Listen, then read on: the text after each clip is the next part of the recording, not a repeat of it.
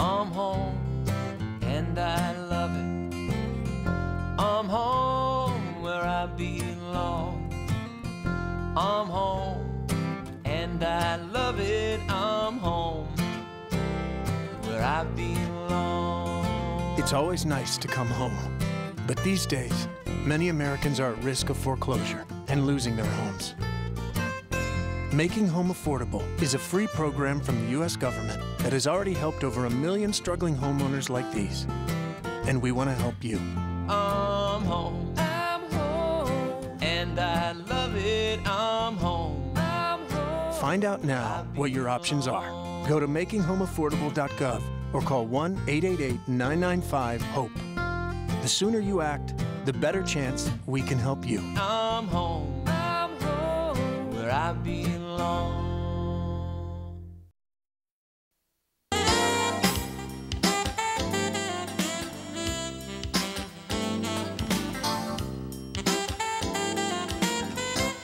Welcome to It's a Woman's World, where we'll meet achieving women making a difference in our community. I'm Carolyn Bruna. Our guest is Karen Pitsley, president of Transforming Architecture, LLC, and also president of Business Women's Network of Howard County, co-founder of Shari's Promise, a nonprofit organization to prevent childhood sexual abuse. Welcome, Karen. Thank you for having me, Carolyn. Nice to have you here, and basically because you are the first architect that I've interviewed on this show. That's kind of exciting. Fantastic. Yeah, yeah. And I was thinking that architecture is such a demanding college major that it's a very difficult school to get into. And how did you even decide you wanted to be an architect? As a little kid, I always loved building things. I loved Legos, I loved drawing, and so that's where I started. I used to build skyscrapers when I was little out of Legos. And in high school I took all the drafting classes that my high school offered. We even had AutoCAD, which was very rare at the time. And what is the AutoCAD? AutoCAD is the drafting software that most architects use. Oh, I see. Is that still used today? Or Absolutely. Is that yes. It is? It's much easier to use now. And so you actually went through, this passion was from elementary school and middle school, yes. And then into high school. Into high school and college. So tell us, where did you go to college? I went to University of Maryland. I started at Syracuse University, but I dropped out after a year because I couldn't afford it. And got married, moved to Germany for 3 years, and then came back to the States. My husband was in the Army at the time, and he got stationed here so I could go to University of Maryland. Well, we're glad you're here. Yeah, thank you. And then at Maryland University, you selected architecture as your major. Yes. Was there, does it follow the 4 years, or is it included in it? How does that work? Typically, it's a 4-year, well, different programs are different. Syracuse is a 5-year program. University of Maryland is a 4+2, which means it's a 4-year bachelor's and then plus a 2-year master's. I see. Oh, so it is, yeah. Yes. It's quite an ordeal to go through. Not yes. ordeal, fun for you, I'm sure, yes. but a lot of studying. Absolutely. Right, right. So then tell us about your first job and how did you really get into the field? After I graduated, I got, as an architect, you are required to do a 3-year internship before you're eligible to take your exams. When I did it, it was 9 exams. Now it's been reduced to 7 exams. But so after my internship, I was taking my exams and got my first partnership opportunity while I was still taking my exams. So before I was even registered. Oh, that was very lucky. Because I don't think young people today have that ability as much, or that opening for them. It seems more competitive. It is very competitive. It was. I don't want to call it lucky, but it was, an opportunity. The firm that I had worked for in the past, I had moved on and now was working for a different firm. The gentleman who owned that passed away, and one of the women who I had worked with at that firm came to me and said, "I would like to buy the firm from his estate. What do you think?" So we purchased the firm and changed the name and went from there. So you went right into a partnership. Yes. And we were discussing partnerships and how partnerships are, you were saying, like a marriage.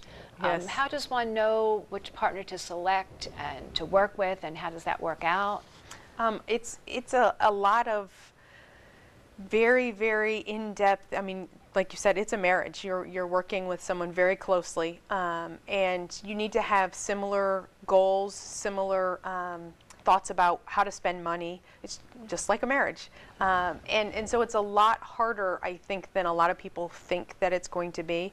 My partner and I got divorced.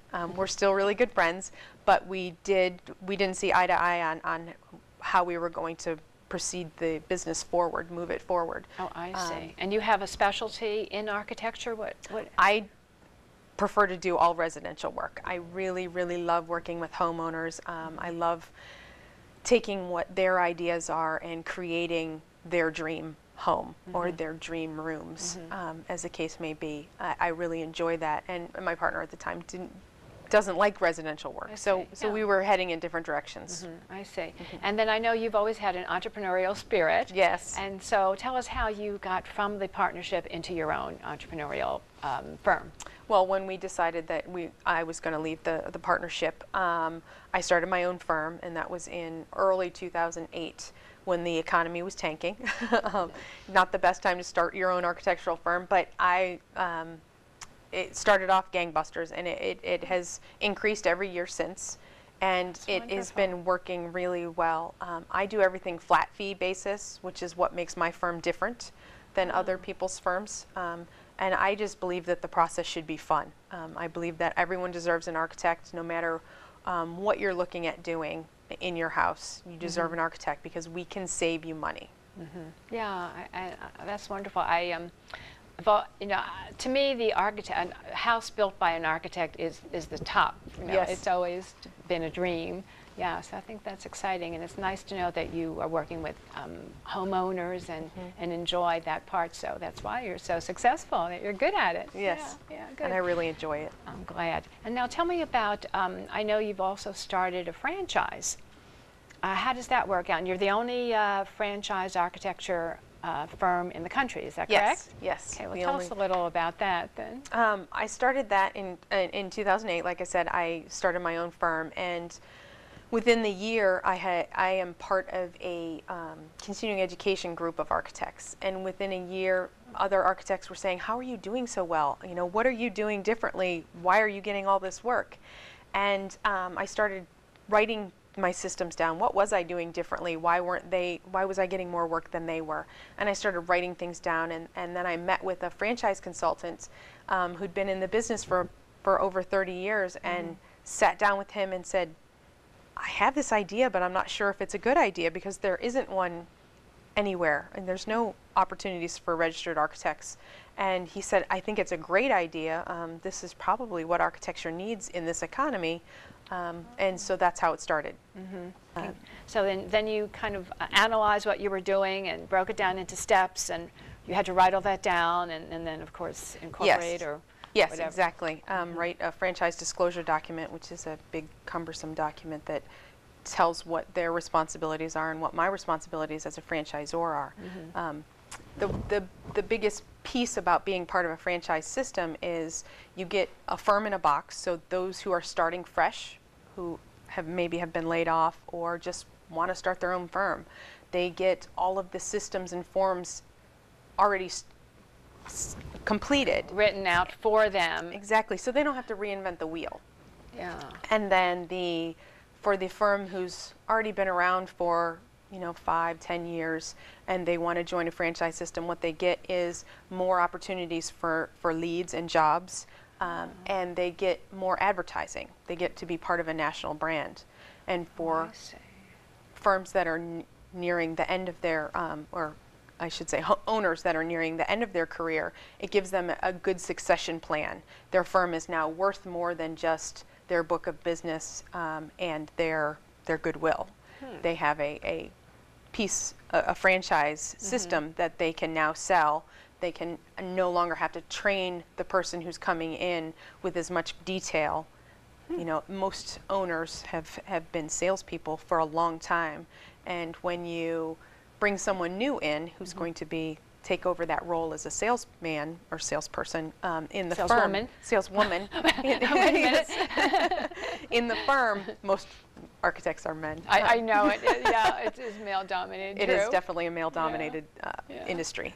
But those 5 years or 10 years or 20 years that it took that woman to be great at what she's doing, that owner probably doesn't want to spend that much time training a new person. So True, we can take on some of that responsibility and train their succession, whoever's coming to take over their firm. So I was thinking, then why would I, as an architect, come to you for a franchise? And there's three things: starting out, perhaps, if I or in the mid, to expand my network, and then at the end for succession planning. That's amazing. Now, I was thinking, I knew the other two just intuitively, but I didn't think of the succession planning. That's very interesting.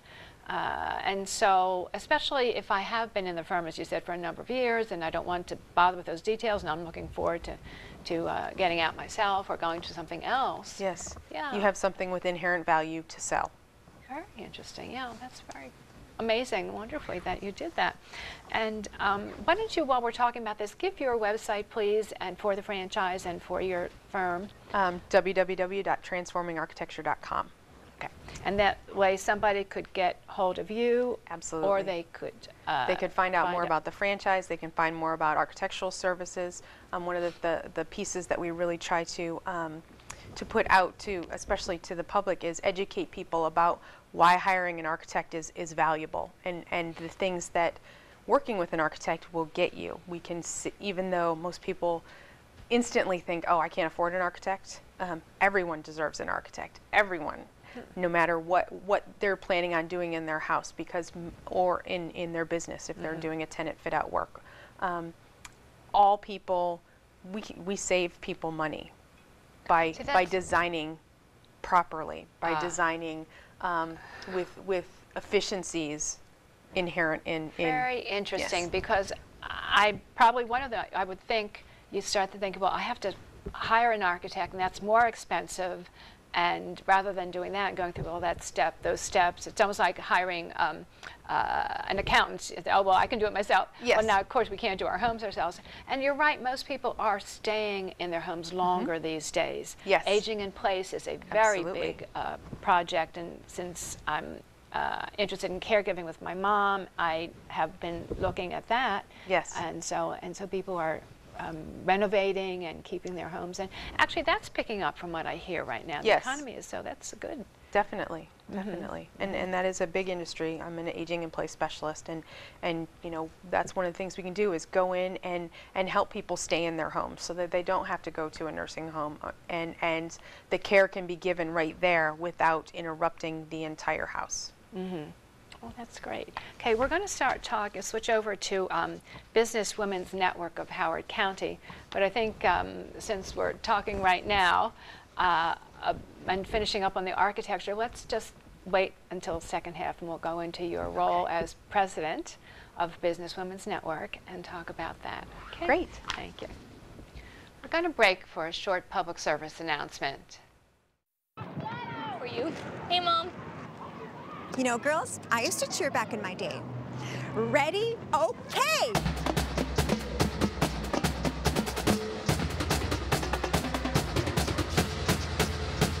Go team! That was amazing. Amazing. Amazing. Mom, that was amazing. You don't have to be perfect to be a perfect parent. There are thousands of siblings in foster care who'll take you just as you are.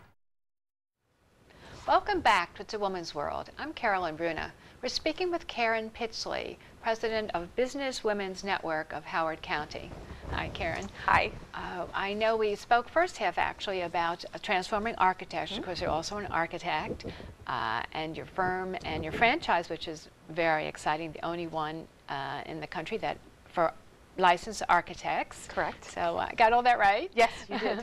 And now in your spare time, you're president of Business Women's Network of Howard County. Yes. So please tell us a little bit about that. Well, it's a networking organization, much like a lot of other networking organizations. We meet once a month, and we also have various other little events. We have brown bag lunches, and we also have networking events in the evening occasionally. But for the most part, it's once a month that we meet for luncheon. The format is we have networking, loose networking. at the beginning, and then we have table networking. So you do a much more in-depth network with the people at your table. Is that directed networking where somebody gives questions, or do they just discuss? Actually, we have a egg timer that we pass around, and everyone does their 2-minute commercial and tells what their business is, what kind of clients they're looking for, and that's good. Any information that anyone at the table might need to be able to refer them or to ask for business. Yeah, that's wonderful, because as we know, people do business with people they like and trust, and first you do have to get to know someone that you want to eventually do some business with, so that networking encourages that. Yeah, it's all about relationships, building relationships. Isn't it? Yes, it really is. And then what makes Business Women's Network different than all the other, because there's so many networking There are. today. BWN is geared towards small businesses. And we also have an educational component, so we always have speakers that come and talk about anything that might be related to any small business owner's pains. So a lot of times we'll have, we typically, at least once a year, have one speaker about sales, because all of us are salespeople. First we're salespeople, and then we are doing whatever we're doing. I'm an architect. If I am not a good salesperson, I'm not going to be a very good architect, because I won't have any business in which to do. That's true, and so many people, and women particularly, I think, are hesitant about the word sales and don't want to look at themselves as salespeople. But in essence, it's never really bothered me, because we're selling ourselves. Yes. And that part of that is our personality, our charisma. Yes. And that brings people to us. And I don't know, when you think about it, really, if it's right or wrong. Right. Because you also, of course, must have the expertise. But I guess once you accept that expertise is there, then you do have to bring people into you. Absolutely. Yeah. And BWN is a really great group of women, because the amount of energy and excitement in the room is palpable, but really every woman in the room is there to help all the other women in the room. We had one of our networking events last month, and actually we gave away an award to one of the women of our group, and her husband was there to watch her accept the award. And he came up to me afterwards and he said, men don't do this. Men don't support each other this way, and so it's really great to be a part of that sort of group, to help you learn, find your way as a business owner, but to also just know that you're not alone. Yeah, that's true, and he's right. Yes. Men don't do that, and I'm so glad that we do that. Yes. And maybe men should do more Yes. of it. Of course, they have other ways that they do it, where we're trying to get in. Actually, they'll play golf, and I know some of the businesswomen in my particular networking group are now going out playing golf. Yes. So we're crossing borders with each other's gender, which is probably good. Yes, absolutely. Yeah. Absolutely. Let's move on to Shari's Promise. I know that you're co-founder, and it's a very important group to you. It's also one of your passions. So tell us, please, what is Shari's Promise and what does it do? Yeah, Shari's Promise was started last year with my good friend Sherry Hammond, who it's named after. Both of us are survivors of childhood sexual abuse, and actually Sherry's daughter is also a survivor. The statistics are 1 in 4 girls and 1 in 6 boys will be sexually abused by the time they're 18. So the statistics are staggering, and it crosses every socioeconomic boundary that there is, so that there is no, you can't say, oh, well, it's because they live there or because they're a different ethnic background. And our goal is to teach adults. We do training programs that are, it's based on Darkness to Light's Stewards of Children training, and we teach adults how to respond to childhood sexual abuse, but also how to pinpoint, is this happening? What if a child does disclose to you that it's happening? What do you do then? And how to sort of recognize some of the signs. That's interesting. It's a different viewpoint than what we think about. You're teaching the adult, rather than my thought immediately when you mentioned this was teaching the children. Yes, but and we do some of that as well. We teach adults how to talk to their children about sexual abuse, but I'm of the opinion that leaving a 4-year-old responsible for their own sexual boundaries is a little bit absurd. Oh, absolutely. Yeah, I can see that. And so teaching the adults how to recognize when this is happening to their own children. And how to prevent it. And how to prevent it. Which yeah. is key, is prevention. If we don't have any instances anymore, then we've done our job. Yeah.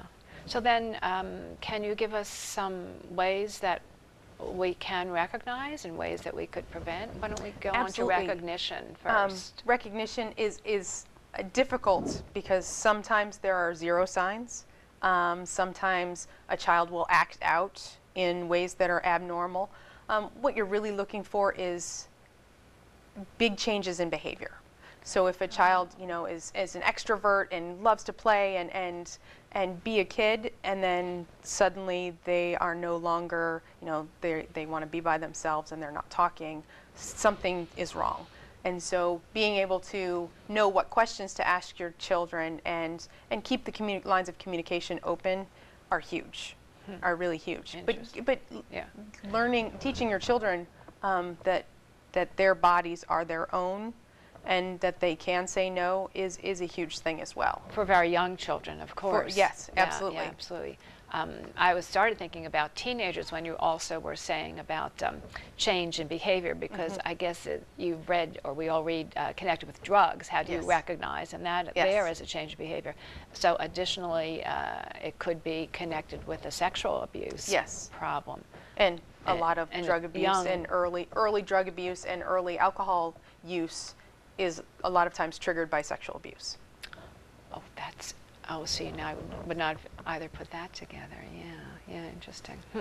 So a few ways to recognize are basically change of behavior.